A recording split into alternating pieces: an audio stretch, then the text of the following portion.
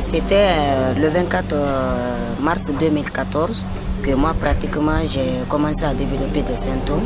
Mais j'ai eu Ebola à travers un cousin malade qui est venu habiter chez nous. Il est décédé le 18 mars 2014. On a effectué l'enterrement. Suite à ça, moi j'ai été contaminé. J'étais sûre d'une chose, que j'étais malade et que j'allais mourir, mais je ne savais pas c'était quelle maladie. C'est quand j'ai été déclarée guérie que j'ai appris que c'est Ebola que j'avais attrapé. Et les premiers patients qui ont été reçus au centre de traitement ne savaient pas qu'ils avaient Ebola. Et quand il y a eu la déclaration maintenant de la maladie, il y avait vraiment de la panique au sein de la population puisque les gens ne connaissaient pas bien la maladie et on disait que c'est une maladie mortelle dont il n'y a pas de médicaments pour le traiter, il n'y a pas de vaccin encore pour le prévenir. Le moment le plus difficile pour moi, c'est d'abord le jour où je suis venu au centre de traitement. Parce que ce jour-là, je ne pouvais même pas marcher. On m'a pris dans un chariot pour m'amener au centre de prise en charge.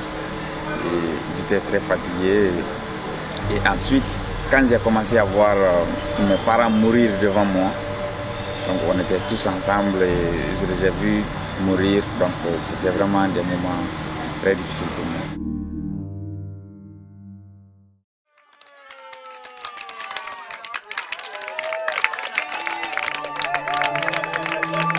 Évidemment, le moment le plus heureux, c'est le jour qu'on est venu me dire que je suis guéri et que je dois sortir. Je crois que c'était le moment le plus heureux pour moi. Même si j'ai perdu d'autres personnes, mais j'étais content pour moi parce que j'ai retrouvé ma santé. Quand je me suis retourné à la maison, j'ai trouvé déjà qu'on avait annoncé que j'étais décédé il y a de cela 2 semaines. Donc quand je suis venu à la maison, les gens me fuyaient. Je n'avais plus d'amis, pas de voisins, personne ne voulait m'adresser la parole. On disait que tu pouvais encore contaminer des gens. Je n'étais pas convaincu qu'on puisse guérir de la maladie. Donc comme moi je suis sorti guéri, donc de faire le témoignage, de montrer que si on accepte de venir très tôt à l'hôpital, qu'on peut guérir de cette maladie. Elle est la dernière. Nous, patients guéris, dès qu'on se sent un peu malade, les gens pensent encore qu'on va refaire la même maladie. D'où on ne fuit. Les gens pensent qu'on représente toujours un danger, donc il ne faut pas s'approcher.